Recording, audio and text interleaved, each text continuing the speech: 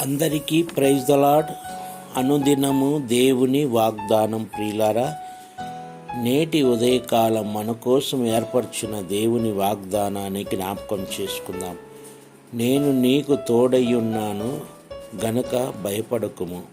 ఆదికాండము 26:24. సహజంగా ఆనాడు అబ్రహామును పిలిచి నేను నీకు తోడై ఉన్నాను, రెండవదిగా ఇస్సాకుకు తోడుగా ఉన్నాను. ఈ విధంగా దేవుడు వారి పట్ల వాగ్దానం చేసి వారిని బలపరుస్తూ వారికున్న సమస్యలన్నింటినీ విడిపిస్తూ నేనున్నాను, నీవు భయపడకు అని అభయమిస్తూ ఆనాడు అబ్రహామును, తన కుమారుడైన ఇస్సాకును ఈ విధంగా వారి జీవితంలో వాగ్దానాలు చేస్తూ వారిని బలపరుస్తూ నేనున్నాను అని వారిని నడిపించిన దేవుడు.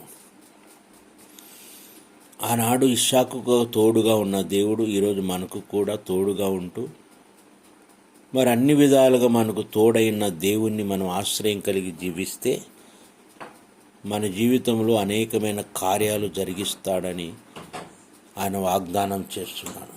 ప్రియులారా, అట్టి వాగ్దానాన్ని కలిగి మనం జీవిద్దాం, రాకడ కోసం సిద్ధపడదాం. దేవుడు మిమ్మల్ని దీవించునుగాక. మహాగణుడైన తండ్రి, పరిశుద్ధాత్మన నీకు వందనాలు.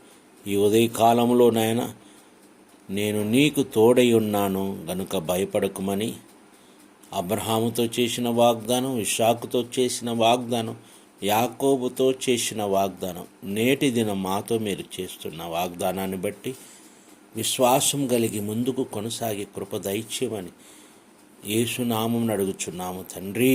ఆమేన్.